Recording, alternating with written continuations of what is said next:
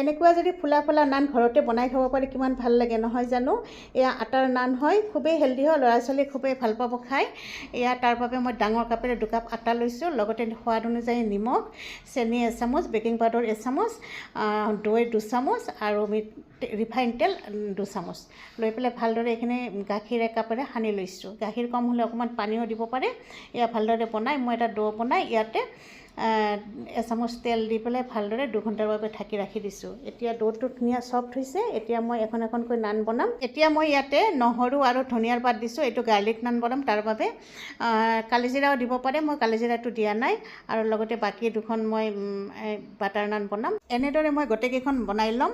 আপোনালোকে ভাল লাগিলে ৰেচিপিটো ট্ৰাই কৰি চাবচোন, বনাই চাব, ভাল পাব ল'ৰা ছোৱালীয়ে খাই আৰু খুবেই হেল্ডি হয়। এতিয়া মই নানৰ উল্টা চাইডে ভালদৰে এইদৰে পানী লগাই লৈছোঁ। এইপিনে মই কেৰাহীটো বহাই দিছোঁ। কেৰাহীটো অলৰেডি প্ৰি হিট কৰি লৈছোঁ আৰু যিফালে পানী লগাইছোঁ সেইটো ছাইড মই তলফালে দি দিছোঁ। দি এয়া চাওকচোন কি ধুনীয়াকৈ ফুলি আহিছে নহয় জানো, ভাল লাগিছে দেখিবলৈও। এতিয়া মই কেৰাহীটো ওলটাই দিম। আপোনালোকেও এনেকৈ খুব সাৱধানে ওলটাই দিব, কাৰণ খুব গৰম হয় কেৰাহীটো। এয়া হৈ গ'ল। এতিয়া মই এখন আপোনালোকক উঠাই দেখুৱাইছোঁ। এয়া চাওক, এতিয়া মই বাটাৰ লগাম, ইয়াতে লগাই খাবলৈ ৰেডি। আজিলৈ বাই।